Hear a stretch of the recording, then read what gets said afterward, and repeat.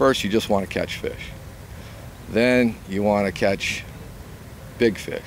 Then you want to catch selective fish, or challenging fish, not necessarily selective, but just challenging, whether that be because the fish is selective or the conditions are challenging.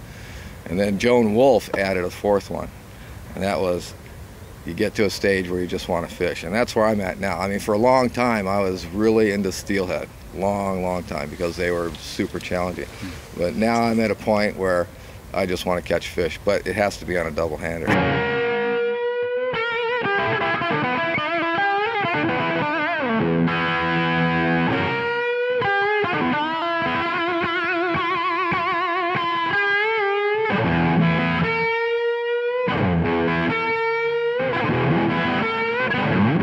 I said, it was good for us that nobody told us the right way, because we figured out how to take the wrong way and then work it to our advantage.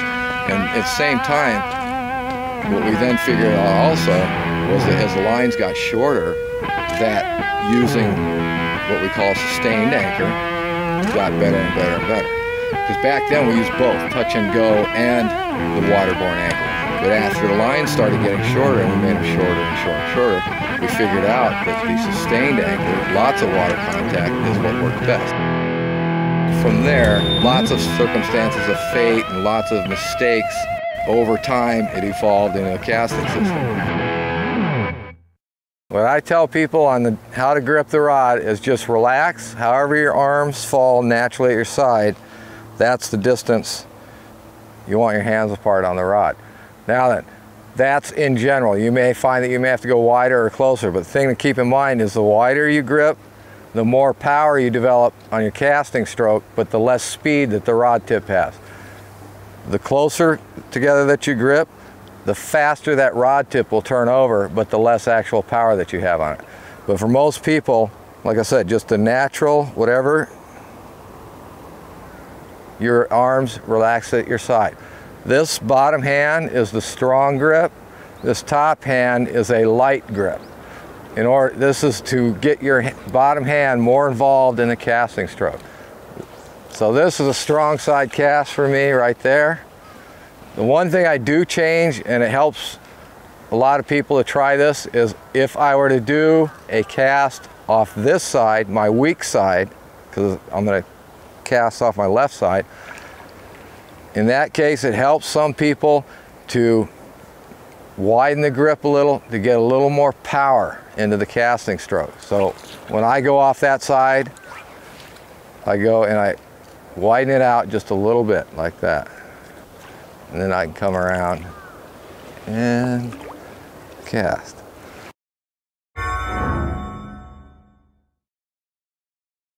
Basic thing about a Skagit cast, as opposed to all other styles of casting, is we are going to use water tension to load the rod. That means that we actually want the line to lay on the water and get as much water grab or tension onto it as possible. So every Skagit cast, even though they're all performed slightly different, the goal is to get as much water tension as possible formed on it. I'm going to start with a downstream C-spay. Most water tension comes from two things: getting lots of line on the water. Number two, waiting for the motion in the line to stop before we continue onward to the next stage.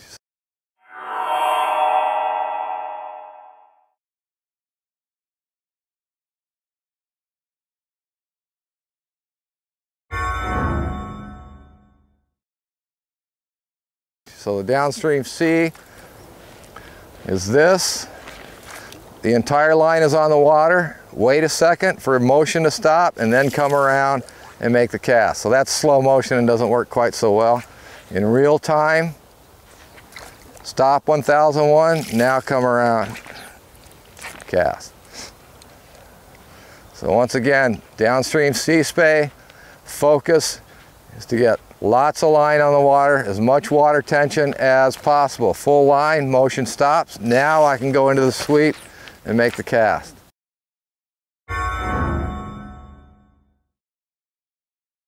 So now downstream parry poke. It's going to look different, but it's working off the same principles. Downstream parry poke, I'm going to pick up the line here, dump, full line contact, motion stops. Now I go into my sweep and make the cast. Once again, watch for the fact that we are putting the line into a position to get maximum water tension. Full contact. Stop motion, now go. Pick up. There's my water contact. Come around, make the cast. There we go.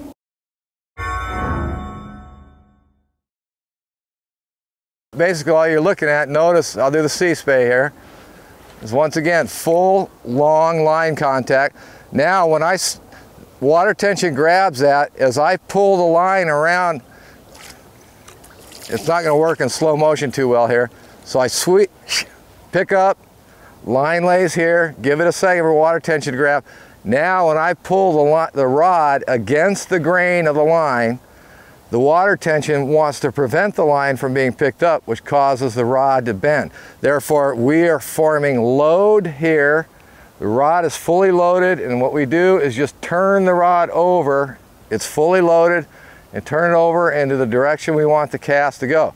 The rod is like a spring, fully loaded. That means the spring is bent, and then as we come around into the forward stroke, it unbends and casts the line. That's the basic.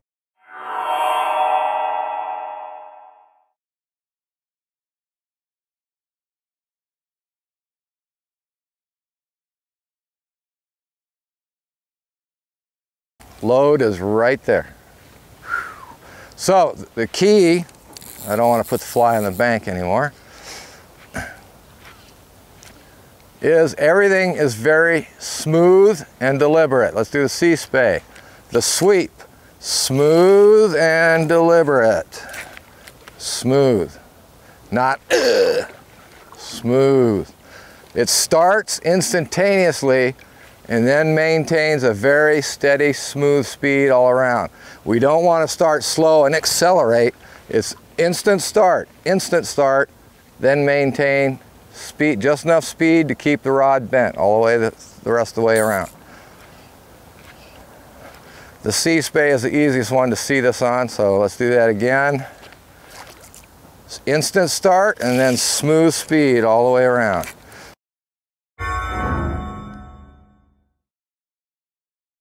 So that's probably one of the hardest things to explain, is that this start is immediate. Once you go, you go.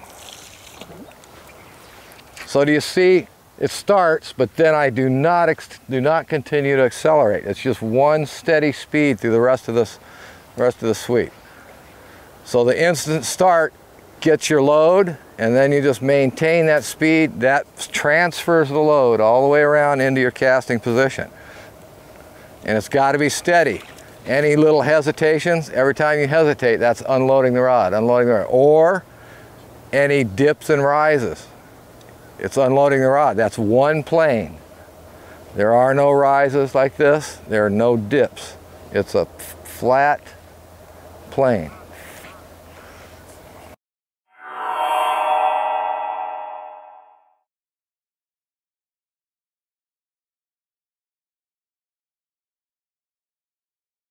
Technique, using water tension to load the rod, not your muscles, not speed. And we're running on a 5-weight rod here, we're running 5 feet of a T8 and that fly with a cone head on it. And it doesn't take hardly any effort at all to cast that combination if, once again, we use water tension to do the work for us. Look at the speed on the line as it goes out. Most other spay casting styles, if you throw a weighted fly on like that, you can watch the energy come out of the cast. When it goes out, it starts going, and if you watch this, it still maintains good punch all the way out to the end, turns that thing right on over. And so that's indicative of the kind of power that you can develop if you use water tension to your favor rather than thinking of water tension as being something you've got to avoid. We want water tension. Water tension is our friend. For us, Skagit casting, water tension is our friend.